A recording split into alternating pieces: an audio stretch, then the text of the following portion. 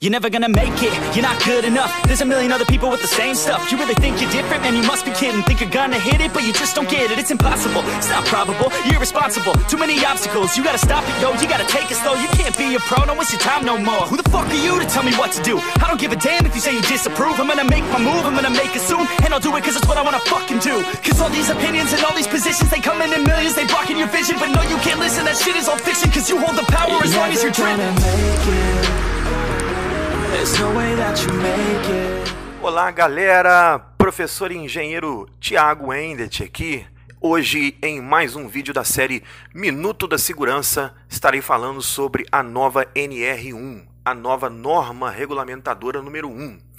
Esta NR1 ela foi editada pelo Ministério da Economia através da Secretaria Especial de Previdência e Trabalho e foi instituída pela Portaria número 915, da data de 30 de julho de 2019, publicada no Diário Oficial da União no dia 31 de julho de 2019.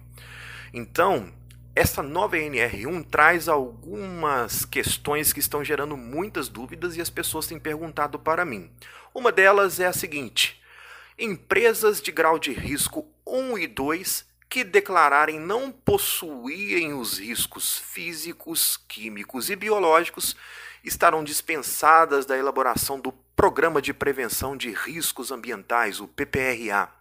E essas mesmas empresas de grau de risco 1 e 2, que não tiverem em seus ambientes de trabalho os riscos físicos, químicos, biológicos e ergonômicos, estarão dispensadas também da elaboração do Programa de Controle Médico de Saúde Ocupacional, o PCMSO. Eu vou passar uma tela em que estaremos com a NR aberta e irei tecer alguns comentários acerca dessa temática. Porque como é que as empresas irão declarar que não possuem esses riscos? É aí que estão a dúvida das pessoas. Através de que documento? Como que isso se dará? Então, diante da tela da NR, nós iremos falar detalhadamente sobre esse assunto e desmistificar tudo isso que está acontecendo aí na dúvida das pessoas. Então, siga comigo, vamos lá!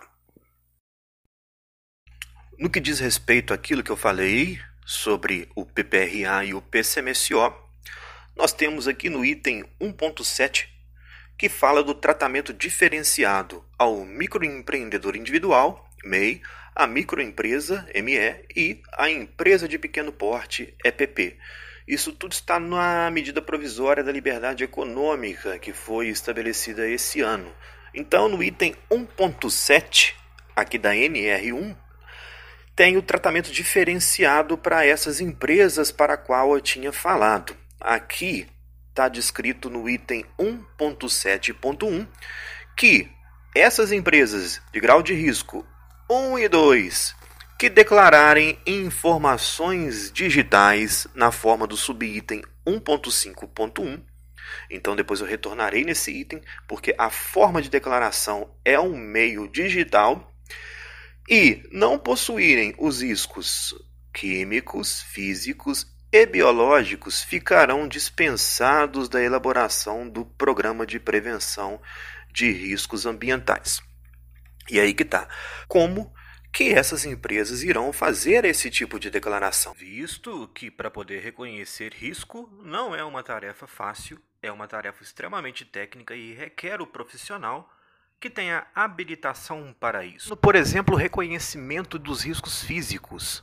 Os riscos físicos eles são provenientes de energias, ondas mecânicas como ruído e vibrações, ondas eletromagnéticas como radiações não ionizantes, radiações ionizantes, temperaturas extremas, calor e frio, pressões anormais, umidade. Então vou dar um exemplo bem fictício aqui e de que existe em muitos locais, em muitos ambientes de trabalho.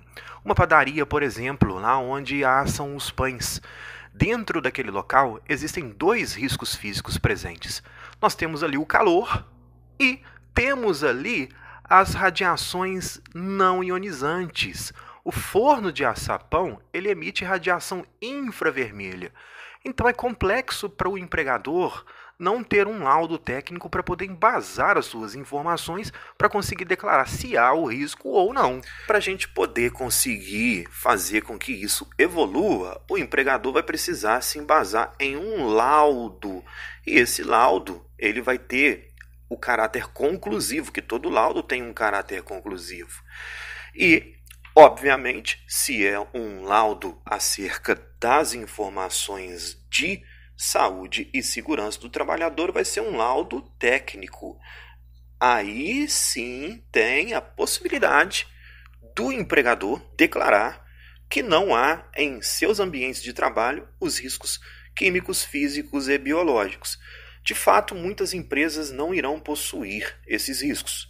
Entretanto, seguindo aqui no item número 1.7.2, em que fala que essas empresas, item 1.7.2 aqui, de grau de risco 1 e 2, que declararem as informações digitais na forma do subitem 1.5.1 e não possuírem os riscos químicos, os riscos físicos, os riscos biológicos e riscos ergonômicos, ficarão dispensados da elaboração do Programa de Controle Médico de Saúde Ocupacional.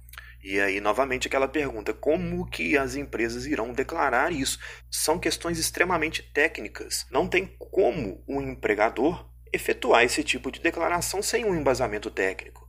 E, novamente, nós entramos na questão do laudo. O laudo, ele é um documento conclusivo e um documento técnico. Através das informações analisadas por um profissional habilitado, tem-se a condição de efetuar, de fato, a constatação de que não há tais riscos nos ambientes de trabalho. Dificilmente não haverão riscos ergonômicos, por mais que o empreendimento seja um local pequeno, uma loja. O risco ergonômico ele tem muitas variáveis. Leva em consideração desde o mobiliário, a iluminação, leva em consideração os tipos de postura, sobrecarga mental, tudo que o trabalhador vai estar exposto dentro da sua atividade de trabalho. Tem que ter muito critério e cuidado para poder efetuar esse tipo de declaração.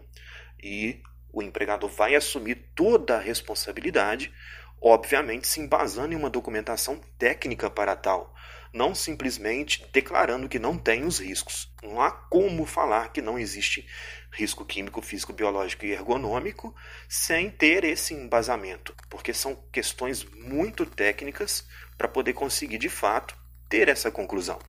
Agora, falando do item 1.5, que é a questão da prestação de informação digital e digitalização de documentos.